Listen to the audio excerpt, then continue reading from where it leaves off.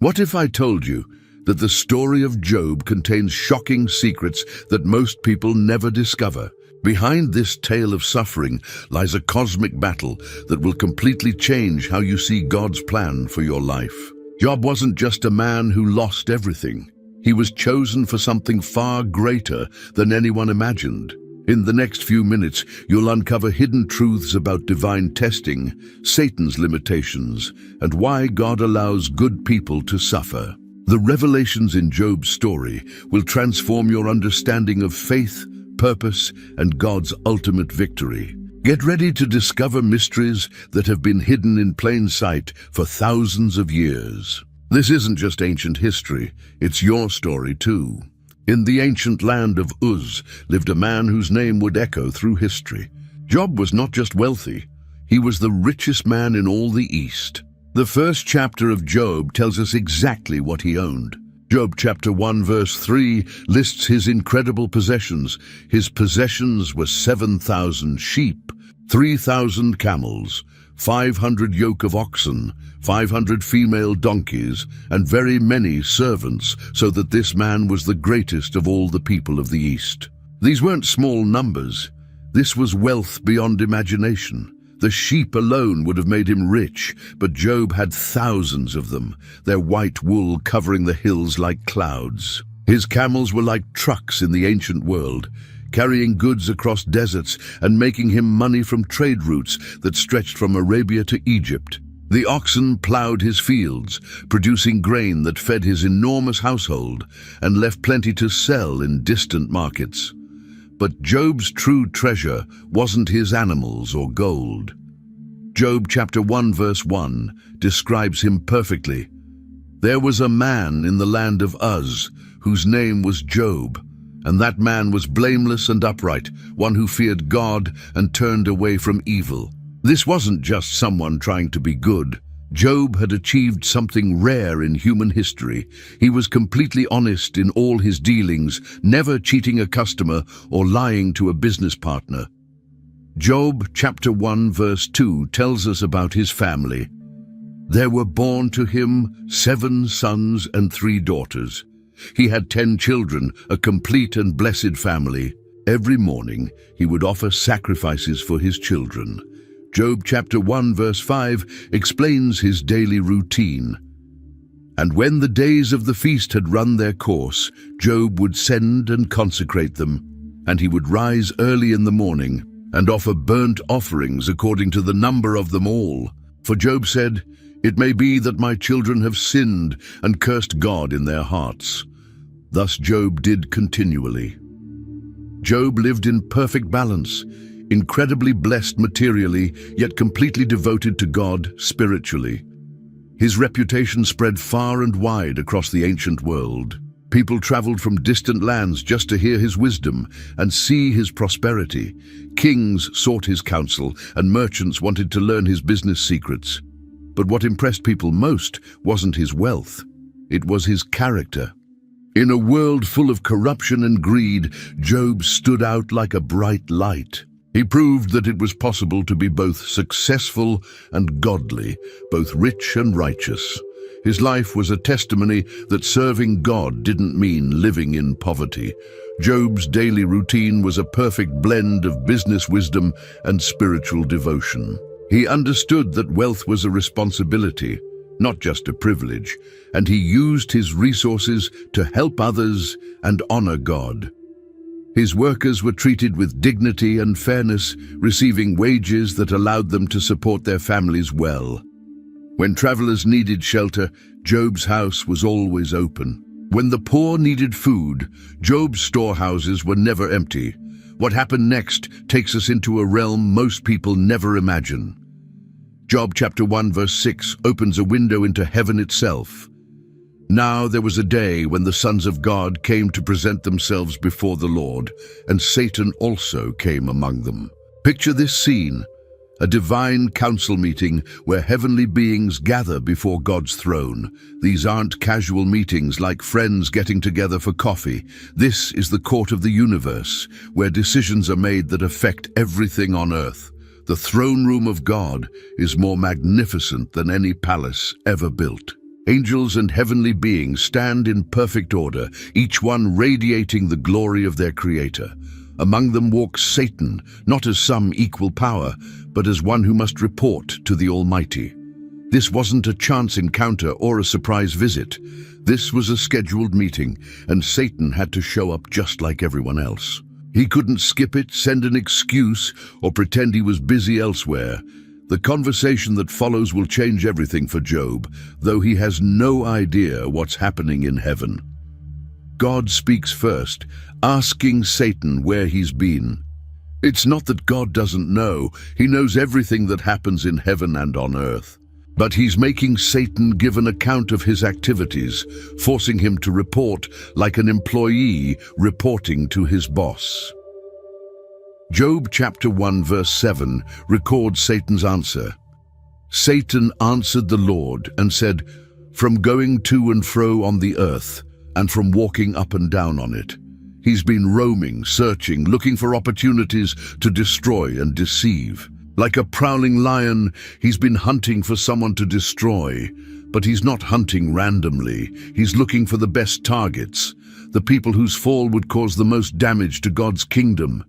This heavenly counsel shows us something amazing. Even Satan must answer to God.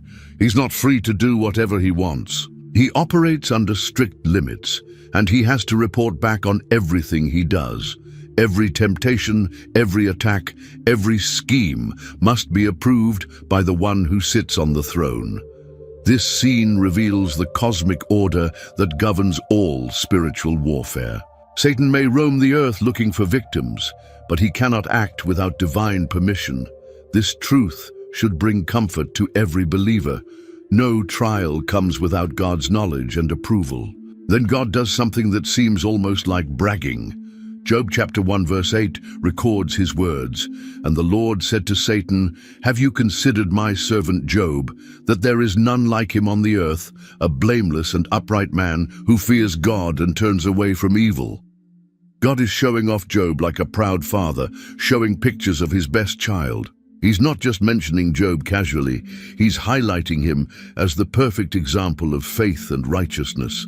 Out of all the people on earth, God chooses Job as his star witness. This is the highest praise imaginable, God himself calling someone perfect. But Satan's response cuts deep. Job chapter 1 verses 9 and 10 record his brutal comeback. Then Satan answered the Lord and said, "Does Job fear God for no reason? Have you not put a hedge around him and his house and all that he has on every side? You have blessed the work of his hands, and his possessions have increased in the land." Satan's accusation is brutal and simple. Job only loves God because God pays him well. He's suggesting that Job's faith is fake, that it's just a business deal. According to Satan, God has built a protective wall around Job, keeping all trouble away from him. Every business deal succeeds. Every harvest is perfect. Every investment pays off. The weather is always good for his crops. His animals never get sick. His enemies never attack him. Then Satan delivers his challenge in Job chapter 1 verse 11. "But stretch out your hand and touch all that he has, and he will curse you to your face." Remove the blessings, Satan argues, and Job will curse God to his face. This challenge strikes at the heart of all faith. Is our love for God real, or do we just love what he gives us? Satan is betting that Job's faith is nothing more than a business transaction. He's claiming that no one really loves God for who he is. They only love him for what he provides. Strip away the health, wealth, and happiness, and people will show their true colors. Satan believes he understands human nature better than God does. He thinks he's found the flaw in God's plan, that all human love is conditional and selfish. What happens next is shocking. Instead of defending Job or dismissing Satan's challenge, God does something unthinkable. Job chapter 1 verse 12 records his response. "And the Lord said to Satan, Behold, all that he has is in your hand. Only against him do not stretch out your hand." So Satan went out from the presence of the Lord. God gives Satan permission to destroy everything Job owns. But notice the limit. Satan cannot touch Job's body. This isn't God being cruel or uncaring. This is God being so confident in Job's faith that he's willing to let Satan prove himself wrong. God knows something about Job that even Job doesn't know yet. The test isn't about whether Job will survive, it's about revealing the depth of faith that already exists in his heart. God is essentially saying, go ahead, take everything he has. You'll see that his love for me isn't based on what I give him. This permission comes with strict boundaries. Satan can attack Job's possessions, but he cannot kill Job or even hurt his body. These limits show us that God is still completely in control. Satan thinks he's getting a free pass to destroy Job, but he's actually being used to prove God's point. The permission comes with rules, restrictions, and boundaries that Satan cannot cross. God is like a parent letting their child learn a lesson, but still protecting them from real harm. Satan leaves this meeting with permission to unleash disaster, but he's walking into a trap he doesn't even see. He's about to discover that true faith can't be bought or sold. What Satan doesn't understand is that God's confidence in Job isn't based on hope or wishful thinking. It's based on knowledge. God knows Job's heart better than Job knows it himself. He knows that Job's faith goes deeper than his circumstances, that his love for God is real and unshakable. This test will prove to everyone, including Job himself, what God already knows. The attack begins immediately. Job chapter 1 verse 13 sets the scene. Now there was a day when his sons and daughters were eating and drinking wine in their oldest brother's house. It's a normal family gathering, a celebration. Job has no idea what's coming. He's probably at home, maybe reviewing his business or spending time in prayer. The sun is shining, the birds are singing, and life seems perfect. Then the messengers start arriving, one after another, each bringing worse news than the last. Job chapter 1 verse 14 records the first messenger's report. And there came a messenger to Job and said, the oxen were plowing and the donkeys feeding beside them. The scene starts peacefully. His animals are working in the fields as usual, but then disaster strikes. The messenger continues in the same verse. And the Sabaeans fell upon them and took them and struck the servants with the edge of the sword, and I alone have escaped to tell you. Raiders have attacked his farm, stealing hundreds of oxen and donkeys. But worse than the theft is the murder. His servants, men who worked for him and trusted him to protect them, have been killed in cold blood. These weren't just employees. They were part of Job's extended family. He knew their names, their families, their dreams. Now they're dead, and their blood stains the ground. Only one survived to bring the terrible news, and he's probably wounded and traumatized. Before Job can even process this loss, before he can send help or comfort the families of the dead, the second messenger arrives. Job chapter 1 verse 16 brings more horror. While he was yet speaking, there came another and said, the fire of God fell from heaven and burned up the sheep and the servants and consumed them. And I alone have escaped to tell you. Lightning strikes, killing thousands of sheep and more servants. The smell of burned flesh fills the air. The fire is so intense that it completely consumes everything, animals, people, and equipment. Job chapter 1 verse 17 records the third messenger's arrival. While he was yet speaking, there came another and said, the Chaldeans formed 3 groups and made a raid on the camels and took them and struck the servants with the edge of the sword, and I alone have escaped to tell you. More raiders, more theft, more murder. In minutes, Job's vast wealth is gone, and many of his people are dead. These weren't just animals to Job. They represented years of hard work, careful planning, and God's blessing on his efforts. But Satan isn't finished. The worst news comes last. Just as the third messenger finishes speaking, a fourth arrives, with news that will shatter Job's world completely. Job chapter 1, verses 18 and 19 deliver the final blow. While he was yet speaking, there came another and said, "Your sons and daughters were eating and drinking wine in their oldest brother's house, and behold, a great wind came across the wilderness and struck the four corners of the house. And it fell upon the young people, and they are dead, and I alone have escaped to tell you. A tornado, sudden and violent, has collapsed the house where all 10 of Job's children were celebrating. In one moment, Job's entire family is wiped out. These weren't just children, they were adults with their own lives, their own families, their own dreams. Job had watched them grow up, had been proud of their success, had offered sacrifices for them every day according to Job chapter 1 verse 5. The oldest son who owned the house, the beautiful daughters, the successful younger sons, all crushed under falling stones and timber. Job's legacy, his future, his reason for working so hard, all destroyed in an instant. The man who had everything now has nothing.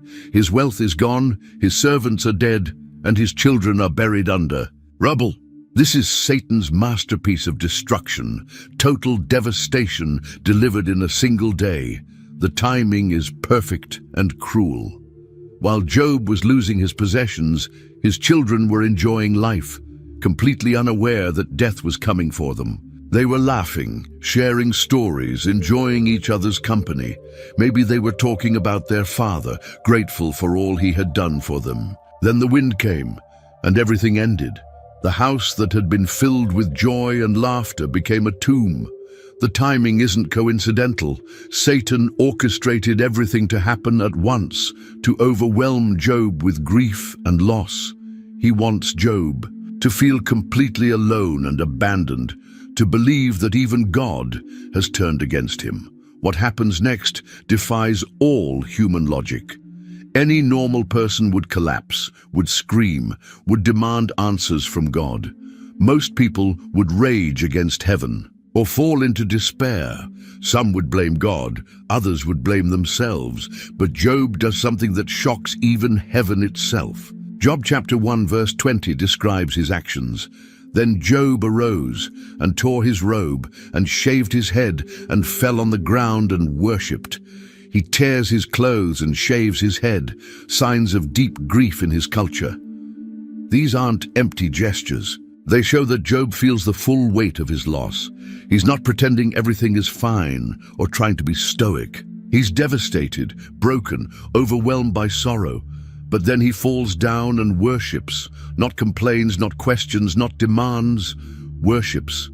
Job chapter 1 verse 21 records his incredible words. And he said, "Naked I came from my mother's womb, and naked shall I return. The Lord gave, and the Lord has taken away. Blessed be the name of the Lord." These aren't the words of someone in shock or denial. This is a man who understands something profound about God's nature. He recognizes that everything he had was a gift from God in the first place. He came into the world with nothing, and he'll leave with nothing. Everything in between was grace. He doesn't blame God or question his goodness. Instead, he blesses God's name in the middle of his worst nightmare. This response is so unexpected, so contrary to human nature, that it proves God's point completely. Job's faith isn't based on his circumstances. It's based on his knowledge of God's character. He doesn't understand why this happened, but he knows that God is still good. He doesn't see how this could be part of God's plan, but he trusts that it is. Job chapter 1 verse 22 confirms what Satan never expected. In all this, Job did not sin or charge God with wrong. The first test is over, and Satan has lost completely. Job has proven that true faith can withstand any trial, that love for God can survive any loss. This isn't just a victory for Job, it's a victory for everyone who has ever wondered if their faith is real. But Satan isn't ready to give up. Another day comes when the heavenly council meets again, and Satan shows up with excuses. Job chapter 2 verses 1 and 2 set the scene. Again there was a day when the sons of God came to present themselves before the Lord. And Satan also came among them to present himself before the Lord. And the Lord said to Satan, "From where have you come?" Satan answered the Lord and said, "From going to and fro on the earth, and from walking up and down on it." The conversation starts the same way, but this time God has something to celebrate. Job chapter 2 verse 3 records God's victorious declaration. And the Lord said to Satan, "Have you considered my servant Job, that there is none like him on the earth, a blameless and upright man, who fears God and turns away from evil? He still holds fast his integrity, although you incited me against him to destroy him without reason." God is declaring victory. Job passed the test. Even after losing everything, Job maintained his faith and his integrity. God is essentially saying, "I told you so. You were wrong about Job and I was right." But Satan has one more card to play. Job chapter 2 verse 4 records his darker argument. Then Satan answered the Lord and said, "Skin for skin, all that a man has, he will give for his life." Satan is claiming that Job's response was selfish. He's saying that Job only stayed faithful because his own body wasn't touched. It's easy to lose possessions and even children, Satan argues, but when your own life is threatened, when your own body is in pain, then you see what someone is really made of. Job chapter 2 verse 5 contains Satan's final challenge. "But stretch out your hand and touch his bone and his flesh, and he will curse you to your face." People will sacrifice anything to save their own lives, Satan argues. They'll deny God, abandon their principles, and betray their closest friends if it means avoiding physical suffering. Touch his body with pain and disease, and he'll curse God. Satan believes that when people face physical suffering, their true nature comes out. He's seen it happen countless times.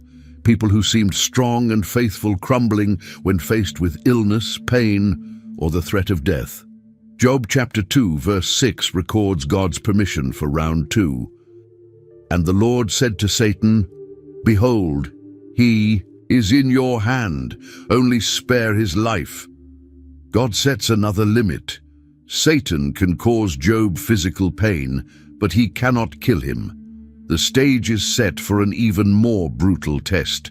Satan thinks he's finally found Job's breaking point, but he's about to learn that true faith goes deeper than physical comfort. The enemy's strategy reveals his fundamental misunderstanding of genuine believers.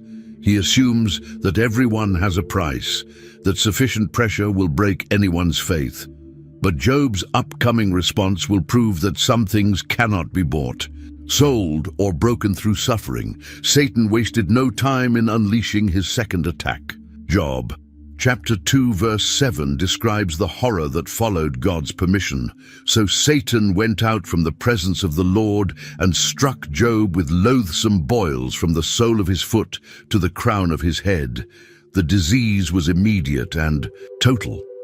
Every inch of Job's body erupted in painful sores that burned like fire and itched beyond endurance. These weren't ordinary skin problems.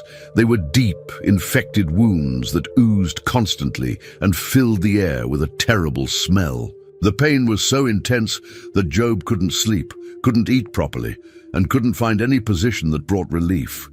His once strong body, which had carried him through years of successful business, was now a source of constant agony. The boils covered his scalp, making it impossible to rest his head. They spread across his face, distorting his features until friends might not recognize him. His hands and feet were so swollen and painful that he couldn't walk normally or use his hands for simple tasks. Job chapter 2 verse 8 tells us about his desperate attempts to find relief. And he took a piece of broken pottery with which to scrape himself while he sat in the ashes. He had to scrape the infected sores constantly to drain the pus and try to ease the burning sensation. The pottery shards cut into his flesh, but even that pain was preferable to the constant burning of the boils. Job sat in ashes, the ancient way of showing deep mourning and humiliation. The ashes stuck to his open wounds, creating a paste of dirt, blood, and infection. His appearance was so shocking that people would cross the street to avoid looking at him.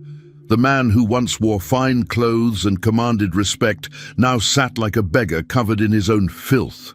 Satan had succeeded in reducing the greatest man in the East to a pitiful figure that inspired more disgust than sympathy. Every breath brought fresh waves of pain. Every movement reopened wounds that had started to heal. This wasn't just physical suffering. It was a systematic destruction of Job's dignity and humanity. In the midst of Job's physical agony came an attack from the person who should have been his greatest comfort. Job's wife, who had also lost everything. Her children, her wealth, her comfortable life, watched her husband suffering with growing bitterness. Job chapter 2 verse 9 records her devastating words. Then his wife said to him, "Do you still hold fast your integrity? Curse God and die." Her suggestion was both simple and terrible. Give up on God and end the misery. She had watched Job, scraping his wounds, heard his groans of pain through sleepless nights, and seen him reduced to a shadow of his former self. In her mind, if this was how God treated his most faithful servants, then faith was pointless. Her advice revealed the depth of her own despair and anger. She wasn't just suggesting that Job curse God.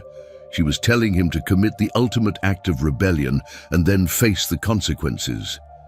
In her broken state, death seemed preferable to continuing this nightmare. But Job's response in Job chapter verse 10 showed that his faith remained unshaken. But he said to her, "You speak as one of the foolish women speaks. Shall we receive good from God, and shall we not receive evil? In all this Job did not sin with his lips." Job called her foolish, not because he didn't understand her pain, but because her logic was flawed. He reminded her that they had received many good things from God over the years: their children, their wealth, their health, their happiness. If they could accept good things from God's hand, shouldn't they also be willing to accept difficult things? Job's response showed his deep understanding of God's sovereignty. He didn't see their suffering as evidence that God had abandoned them, but as part of a larger plan that he couldn't understand. Even in his darkest moment, with his body racked with pain and his wife urging him to give up, Job refused to blame God or abandon his faith. His wife's words revealed how suffering can drive even good people to desperation, but Job's response proved that true faith can survive even when hope seems lost. News of Job's catastrophic losses and terrible illness spread quickly throughout the region. 3 of his closest friends heard about his condition and decided to travel to see him. Job chapter 2 verse 11 introduces these men. Now, when Job's 3 friends heard of all this evil that had come upon him, they came each from his own place. Eliphaz the Temanite, Bildad the Shuhite, and Zophar the Naamathite. They made an appointment together to come to show him sympathy and comfort him. These weren't casual acquaintances. They were successful men from distant cities who left their own important business to be with their suffering friend. Eliphaz came from Teman, a place known for wisdom. Bildad traveled from the land of the Shuhite, descendants of Abraham. Zophar made the journey from Naamah. The fact that they coordinated their visit shows how much they cared about Job and how seriously they took his situation. But when they arrived, they got the shock of their lives. Job chapter 2 verse 12 describes their horrified reaction. And when they saw him from a distance, they did not recognize him.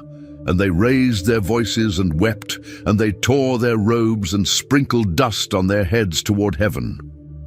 The man sitting in the ashes was so disfigured by disease that his closest friends couldn't identify him at first glance. When they realized it was actually Job, they were so overwhelmed with grief that they began the ancient rituals of mourning. They tore their expensive robes the same way people did when someone died. They threw dust on their heads, showing their shock and sorrow. Their loud weeping echoed across the area, expressing the pain they felt at seeing their friend reduced to such a state. Then something remarkable happened. Job chapter 2 verse 13 records their decision. And they sat with him on the ground 7 days and 7 nights, and no one spoke a word to him, for they saw that his suffering was very great. For a full week, these 3 successful, important men sat in silence with their suffering friend. They didn't try to fix the situation or offer quick solutions.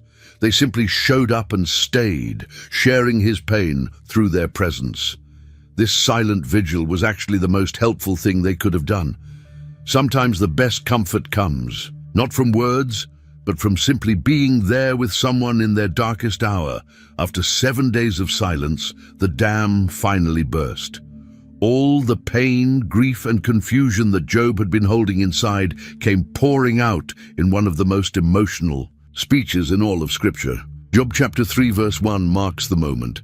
After this, Job opened his mouth and cursed the day of his birth. What followed was not a curse against God, but a passionate wish that he had never been born at all. Job chapter 3 verses 2 and 3 record his opening words. And Job said, "Let the day perish on which I was born, and the night that said, a man is conceived. Let that day be darkness. May God above not seek it, nor light shine upon it." Job wished he could erase his birthday from the calendar, make it disappear completely, so that he never would have existed. He wanted that day to be swallowed up in darkness, forgotten by God, and hidden from the light. Job chapter 3 verses 11 and 12 reveal the depth of his despair. Why did I not die at birth? Why did I not perish when I came from the womb? Why did the knees receive me? Or why the breasts that I should nurse? He wondered why his mother's knees had been there to receive him when he was born, why her breasts had been ready to nurse him. If he had died as a baby, he reasoned, he would have been spared all this agony. Job chapter 3 verses 13 and 14 show his longing for the peace of death.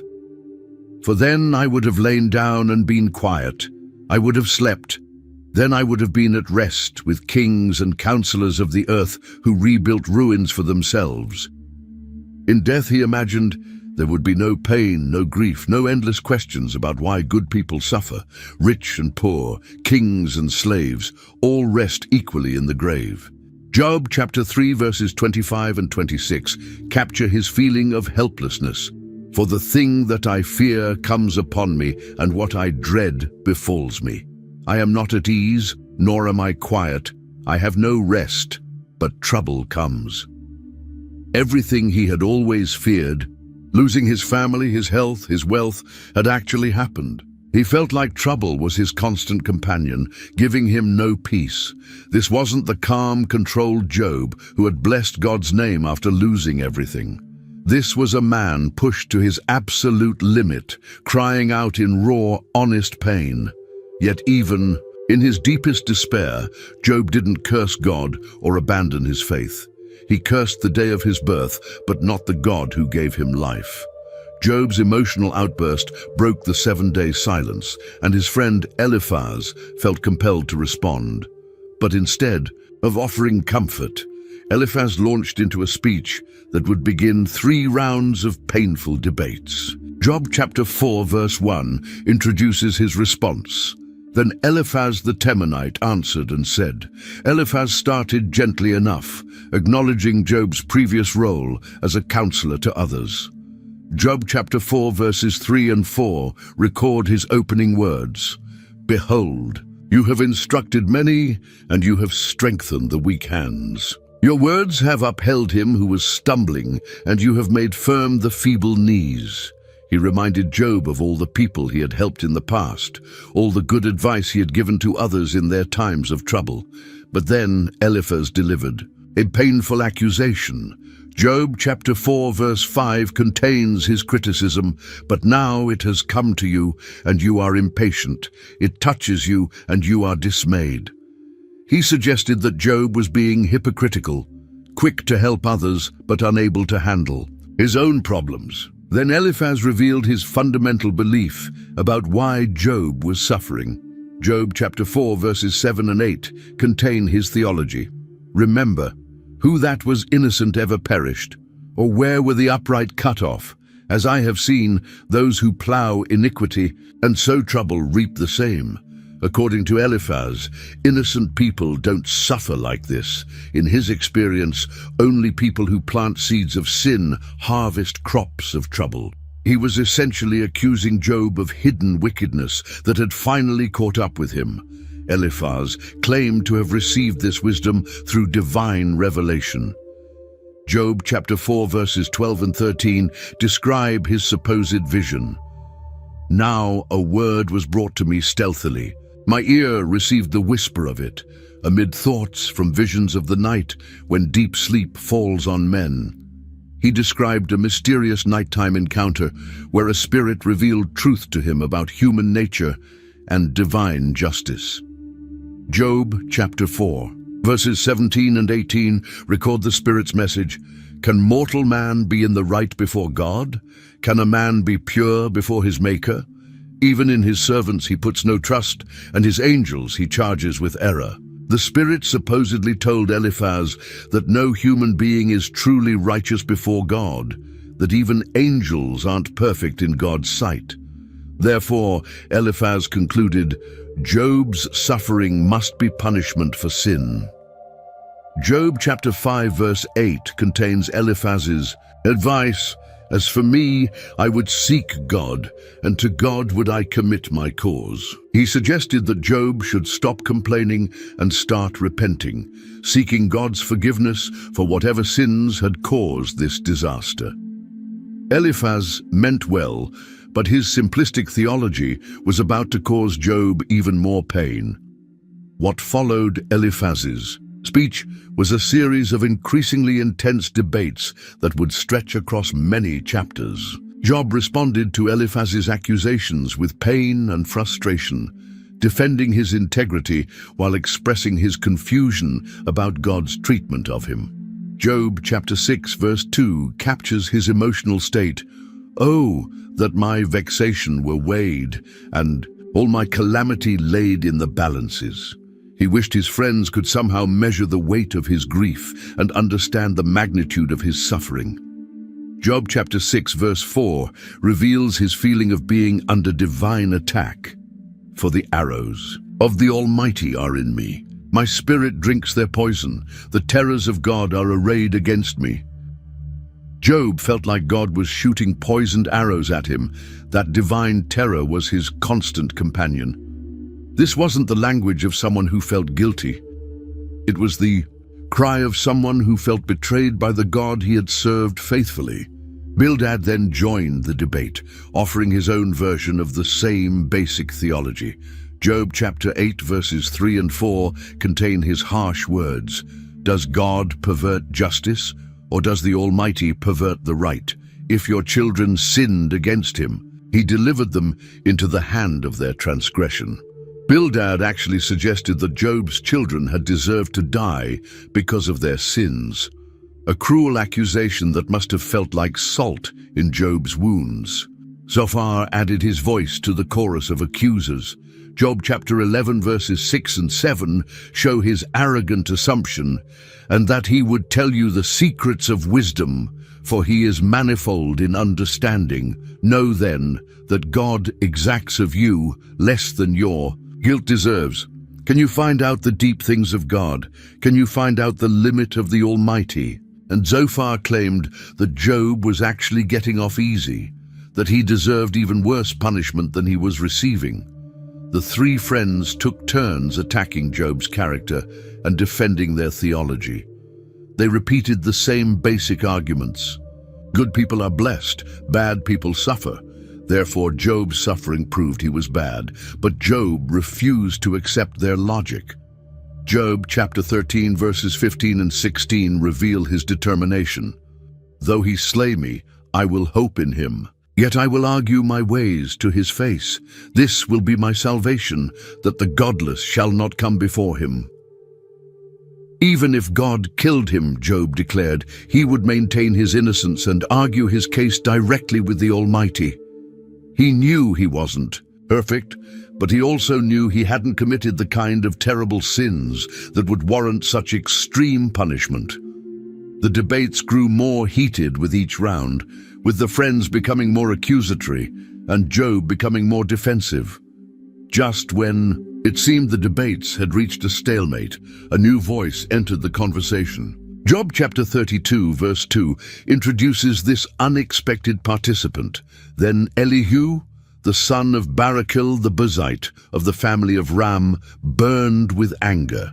He burned with anger at Job because he justified himself rather than God.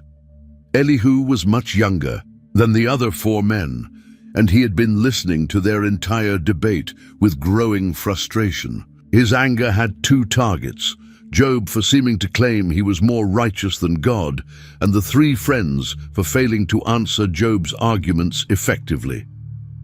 Job chapter 32 verse 3 explains his frustration with the friends.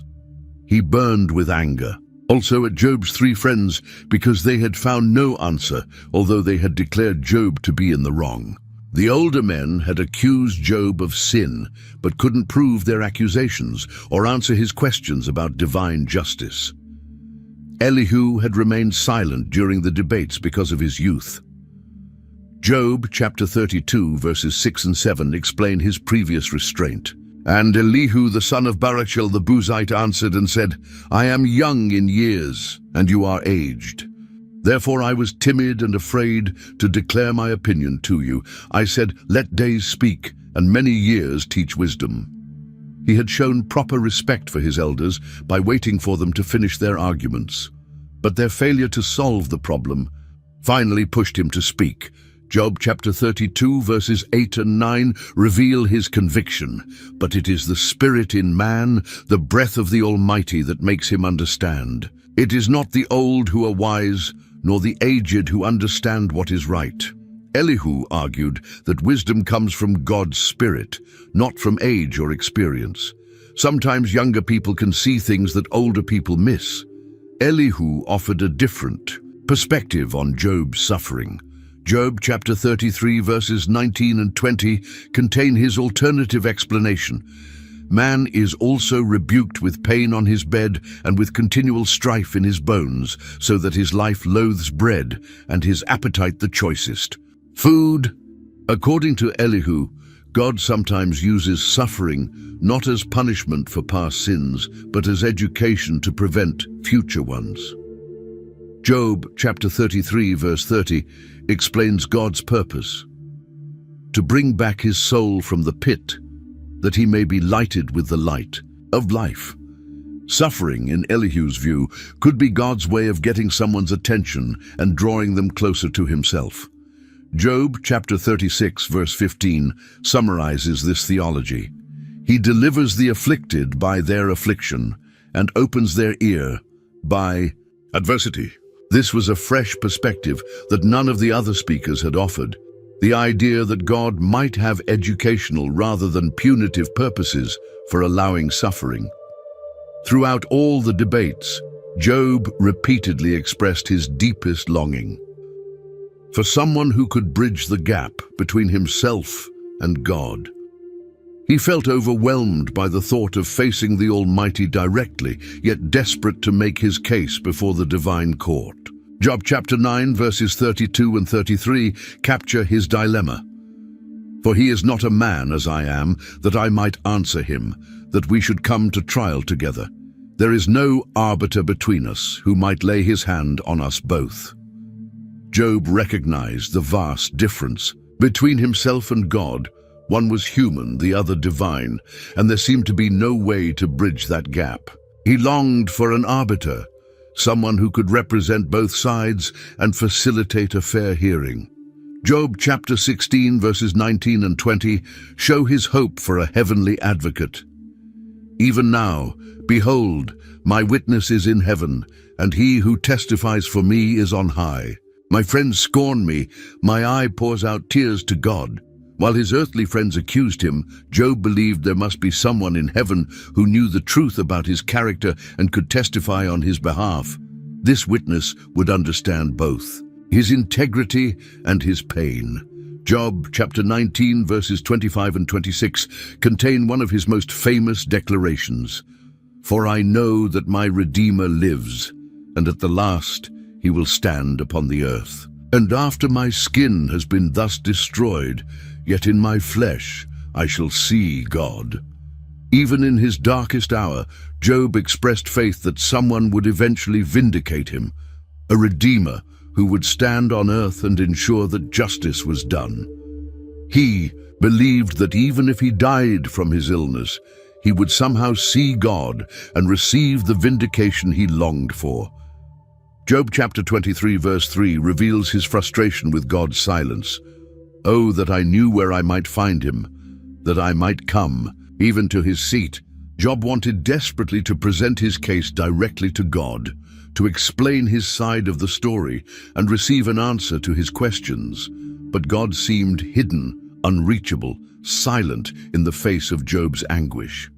Job chapter 31 verses 35 and 37 show his willingness to face divine judgment. Oh, that I had one to hear me. Here is my signature. Let the Almighty answer me. Oh, that I had the indictment written by my adversary. I would carry it on my shoulder. I would bind it on me as a crown. Job was so confident in his integrity that he actually signed his name to his defense and challenged God to respond with specific charges. He would wear God's accusations like a crown, confident that examination would prove his innocence. Throughout all his speeches, Job maintained his innocence while acknowledging God's absolute power and sovereignty, creating a tension that would only be resolved when God himself finally spoke. After chapters of human debate and divine silence, everything suddenly changed. The moment Job and his friends had been waiting for finally arrived, but not in the way anyone expected. Job chapter 38 verse 1 marks this turning point. Then the Lord answered Job out of the whirlwind and said, God didn't appear in gentle whispers or peaceful visions. He came in the raw power of a storm. The whirlwind was visible from miles away, a massive column of spinning air and debris that announced the presence of the Almighty. This wasn't a calm discussion between equals. This was the creator of the universe making his entrance. The wind howled with supernatural force, drowning out all other sounds and demanding absolute attention. Job and his friends fell silent as the storm approached, their previous arguments suddenly seeming trivial and insignificant. The air crackled with divine energy, and the ground trembled beneath their feet. This was the same God who had spoken worlds into existence, who had divided the seas and set the stars in their courses. His voice carried the authority of absolute power and infinite wisdom. The whirlwind wasn't just a dramatic entrance, it was a reminder of who was really in control. All the human reasoning and theological debates of the previous chapters were about to be put in their proper perspective. Job had demanded an audience with God, had signed his name to his defense, and challenged the Almighty to respond. Now his challenge was being accepted, but the terms of the encounter would be set by God, not by Job. The whirlwind announced that this wasn't going to be a trial where Job was the prosecutor. It was going to be a divine interrogation where God asked the questions and Job provided the answers. The storm's power reminded everyone present that they were dealing with forces beyond human comprehension or control. As the whirlwind settled around them, Job realized that he was about to get exactly what he had asked for: a direct encounter with the God he had served, questioned, and challenged. But the reality of standing in the presence of infinite power was far more overwhelming than he had ever imagined. The silence of God was over, and his voice was about to shake not just the earth, but the very foundations of human understanding about suffering, justice, and divine sovereignty. God's first words set the tone for everything that followed. Job chapter 38 verse 2 contains his opening challenge. Who is this that darkens counsel by words without knowledge? God wasn't starting with comfort or explanation. He was pointing out that human wisdom, even at its best, was inadequate to understand divine purposes. Then came the fundamental question that would define the entire encounter. Job chapter 38 verse 3 records God's demand. Dress for action like a man. I will question you, and you make it known to me. God was essentially saying, you want to debate with me? Fine, but I'll ask the questions and you provide the answers. What followed was an overwhelming series of questions about the natural world that demonstrated the vast gap between human knowledge and divine wisdom. Job chapter 38 verse 4 began the interrogation. Where were you when I laid the foundation of the earth? Tell me if you have understanding. Job had challenged God's justice, but God pointed out that Job hadn't even been present when the earth was created. How could someone who didn't understand the basics of creation presume to understand the mysteries of divine justice? Job chapter 38 verses 5 and 6 continued the challenge. Who determined its measurements? Surely you know. Or who stretched the line upon it?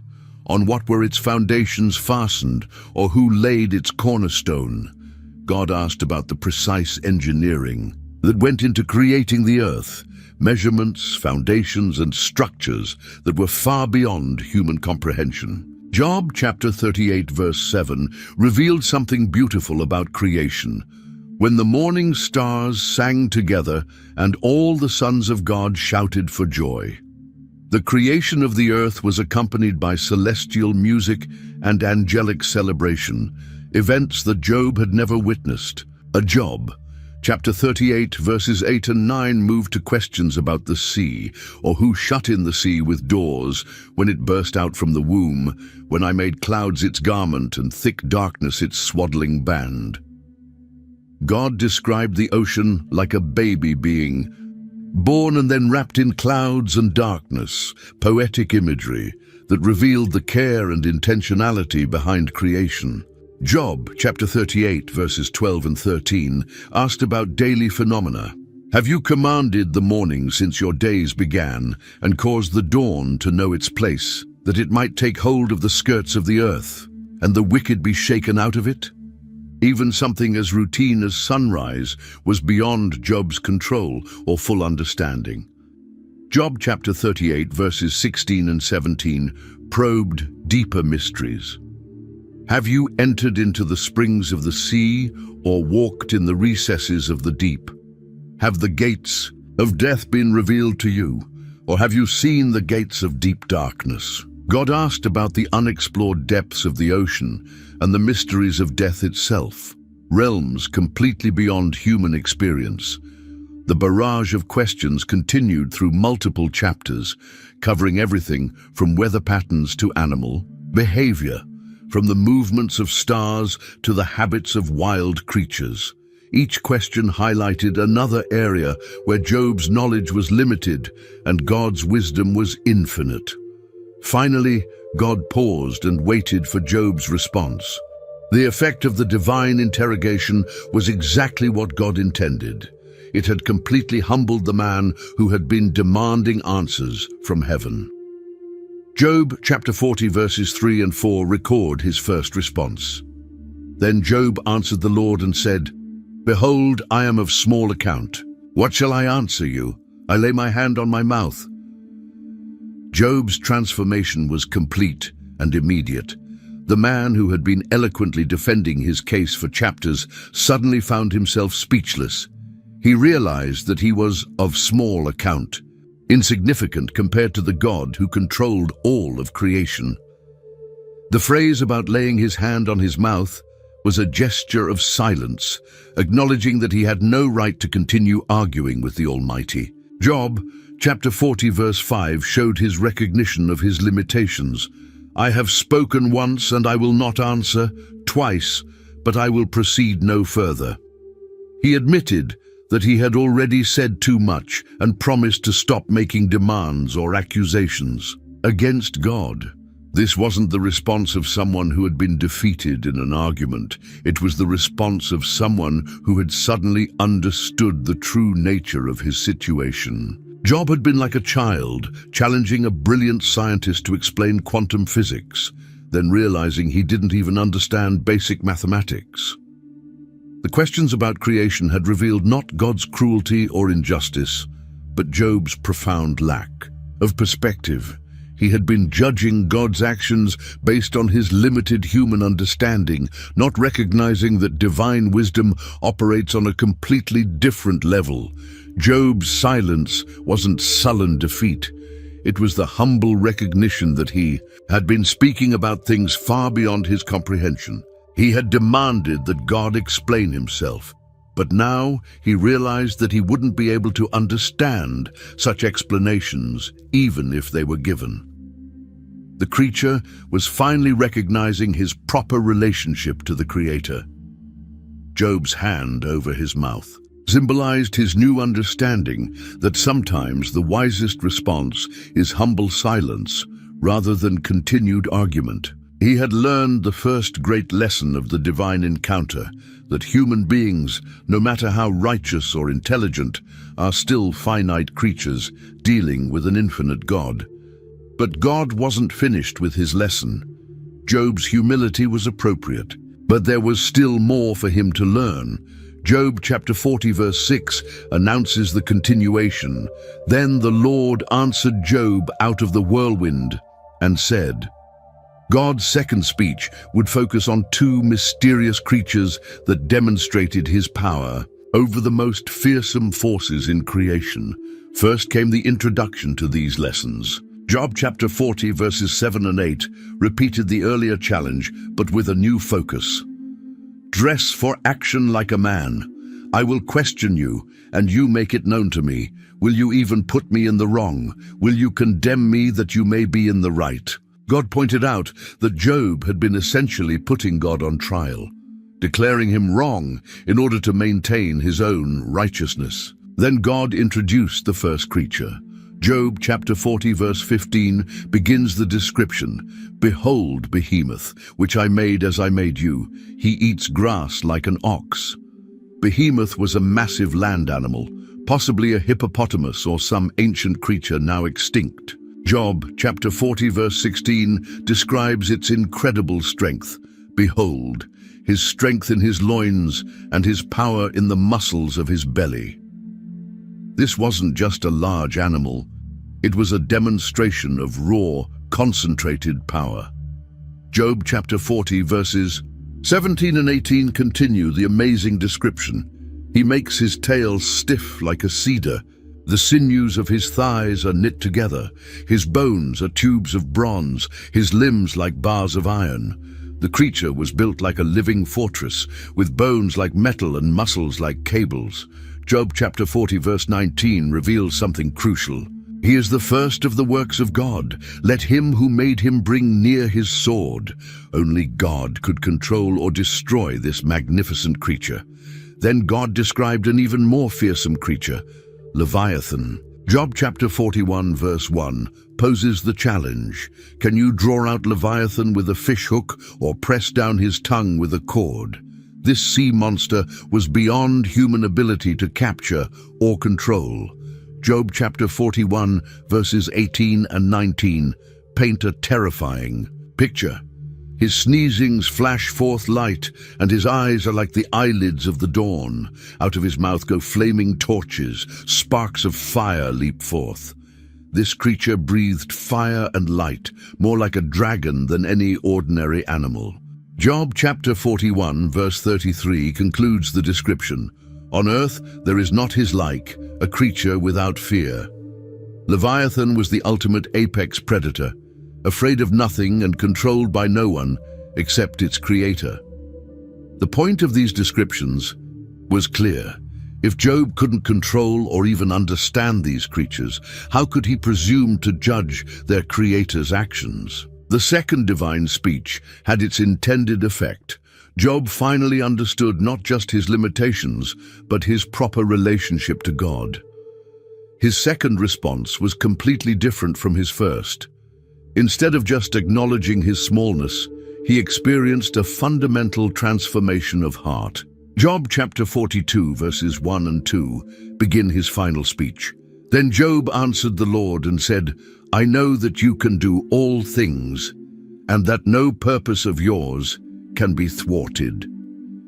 Job's theology had been corrected. He now understood that God's power was absolute and his purposes were unstoppable. This wasn't the grudging admission of someone who had been overpowered. It was the joyful recognition of someone who had finally seen truth clearly. Job chapter 42 verse 3 shows his recognition of his previous ignorance. Who is this that hides counsel without knowledge? Therefore I have uttered what I did not understand, things too wonderful for me, which I did not know. Job quoted God's earlier question back to him, acknowledging that he had been speaking about things beyond his comprehension. He had been like someone trying to explain poetry in a language they didn't speak. The word wonderful here doesn't just mean good. It means miraculous, beyond ordinary understanding. Job realized that God's ways were not just different from human ways. They were transcendently superior. Job chapter 42 verse 4 continues his acknowledgement. Hear, and I will speak. I will question you, and you make it known to me. He repeated God's challenge, showing that he now understood the proper order of their relationship. God was the teacher, Job was the student. God asked the questions, Job provided what answers he could. Then came the crucial turning point. Job chapter 42 verse 5 reveals his transformation. I had heard of you by the hearing of the ear, but now my eye sees you. Job's previous knowledge of God had been second-hand, stories passed down, traditions inherited, theological concepts learned, but now he had experienced God directly, personally, immediately. This wasn't just intellectual knowledge anymore, it was intimate, experiential knowledge. The difference was like reading about love versus falling in love, or studying music versus hearing a symphony. Finally came Job's complete surrender. Job chapter 42 verse 6 records his ultimate response. Therefore I despise myself and repent. In dust and ashes. The word despise here means to reject or recant his previous position. He wasn't hating himself as a person, he was rejecting his previous attitude toward God. The repentance wasn't for specific sins that had caused his suffering, but for his presumption in challenging God's wisdom and justice. Dust and ashes was the ultimate expression of humility, acknowledging his mortality and insignificance compared to the eternal Creator. With Job's heart properly aligned, God turned his attention to the three friends who had spent so many chapters accusing Job of hidden sins. Their theology had been even more flawed than Job's questions, and now they would face divine correction. Job chapter 42 verse 7 contains God's judgment.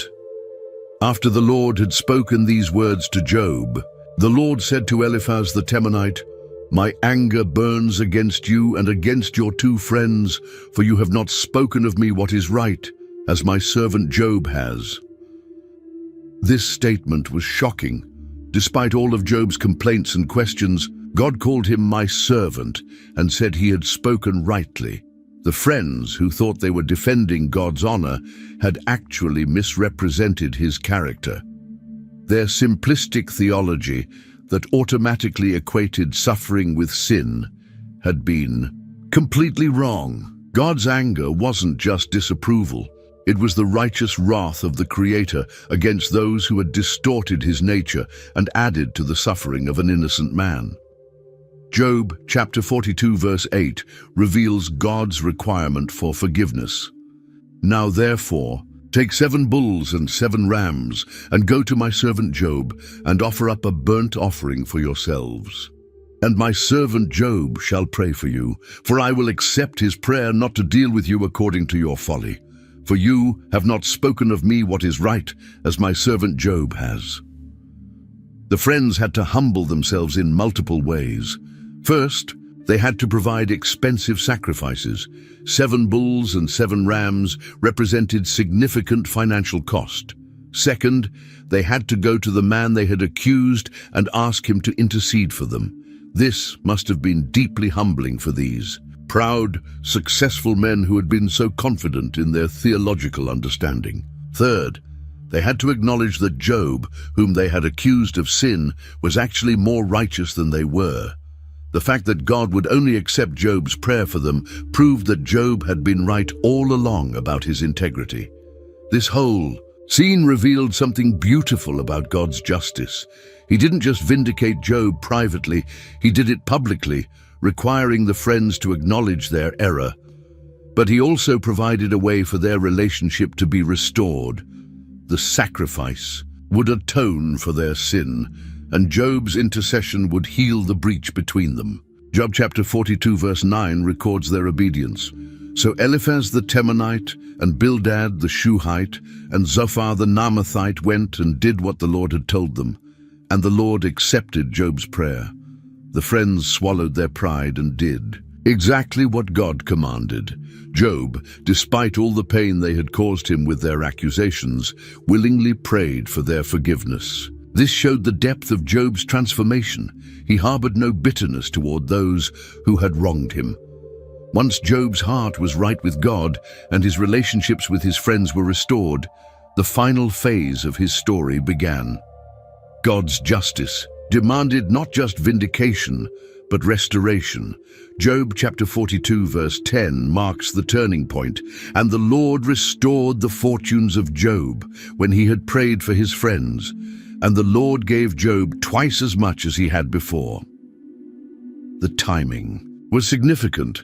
Restoration came after Job had interceded for those who had wronged him. This wasn't just about personal blessing, but about complete reconciliation and healing of all relationships. The doubling of his possessions wasn't arbitrary. It was a demonstration that God's rewards are always greater than his trials. Job chapter 42 verse 11 describes the first sign of restoration. Then came to him all his brothers and sisters and all who had known him before, and ate bread with him in his house. And they showed him sympathy and comforted him for all the evil that the Lord had brought upon him, and every one of them gave him a piece of money and a ring of gold. The same relatives and friends who had avoided him during his suffering now returned to celebrate his restoration. Their gifts of money and gold rings weren't just tokens, they were significant contributions to rebuilding his wealth. This showed that Job's restoration wasn't just supernatural, but also involved the generosity and support of his community. The phrase, "all the evil that the Lord had brought upon him," is important. It acknowledges that ultimately God was sovereign over both the suffering and the restoration. Job chapter 42 verse 12 lists his new possessions. And the Lord blessed the latter days of Job more than his beginning.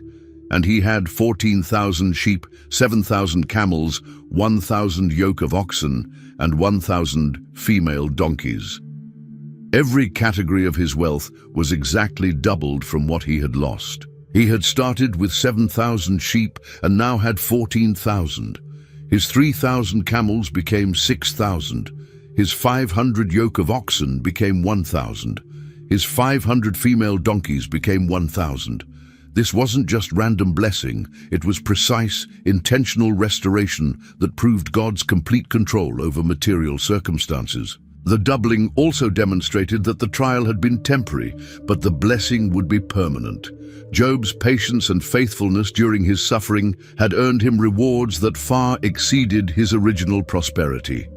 His latter days were blessed more than his beginning, showing that God's ultimate purpose was always blessing, not punishment. The restoration also vindicated God's original confidence in Job's character. Satan had claimed that Job only served God for material benefits, but Job had maintained his faith even when everything was taken away. Now that his faith had been proven genuine, God could restore his material blessings without anyone questioning Job's motives. The final aspect of Job's restoration involved something that couldn't simply be doubled: his family. Children aren't possessions that can be replaced with exact duplicates, and the restoration of Job's family life required special grace and healing. Job chapter 42 verse 13 announces this blessing. He had also 7 sons and 3 daughters, the same number of children as before, because each child is precious and irreplaceable. God didn't give Job more children than he had lost. He gave him the same number, acknowledging that the original children couldn't simply be mathematically replaced, but the new children brought their own special blessings. Job chapter 42 verse 14 introduces them. And he called the name of the first Jemimah, and the name of the second Keziah, and the name of the third Keren-Happuch. The names were significant. Jemimah means dove, symbolizing peace after the storm. Keziah means cassia, a precious spice, indicating sweetness after bitterness. Keren-Happuch means horn of cosmetics, suggesting beauty after ugliness. These names reflected Job's recognition that God had brought beauty out of ashes, peace out of turmoil, and sweetness out of suffering. Job chapter 42 verse 15 reveals something unusual about these daughters. And in all the land there were no women so beautiful as Job's daughters, and their father gave them an inheritance among their brothers. In ancient times, daughters rarely received inheritances, but Job's experience had taught him to value every blessing God gave him. His daughters weren't just beautiful. They were treated with unusual honor and given security for their future. This showed how Job's suffering had changed his perspective on what was truly valuable. The final verse of the book summarizes Job's blessed conclusion. Job chapter 42 verses 16 and 17 record his peaceful end. And after this, Job lived 140 years and saw his sons and his sons' sons, 4 generations. And Job died an old man and full of days.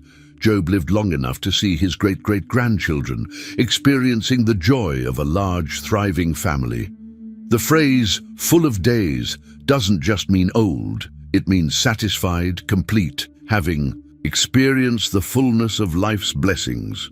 Job died peacefully, surrounded by family, wealthy, honored, and at peace with God. His story had come full circle, from blessing to trial to greater blessing. The man who had once wished he had never been born now died completely satisfied with the life God had given him. His patience had been rewarded, his faith had been vindicated, and his example had been preserved for future generations who would face their own trials and need encouragement that God's purposes are always ultimately good. If this video has encouraged your faith or opened your eyes to new insights about suffering and God's sovereignty, please hit that subscribe button and ring the notification bell so you never miss our biblical storytelling videos. Your subscription helps us reach more people with these powerful truths that can transform lives. Don't keep these secrets to yourself. Share this video with someone who needs to hear Job's message of hope. Whether they're facing their own trials or simply seeking to understand God's ways better, Job's story can be the encouragement they desperately need. What spoke to your heart most in Job's journey? Drop a comment below and let us know which part of his story resonated with you. We love hearing how God's word impacts your life, and your testimony might be exactly what another viewer needs to read today. Until next time, remember, just like Job, your story isn't over. God is writing something beautiful through your trials, and his final chapter will always be restoration and blessing.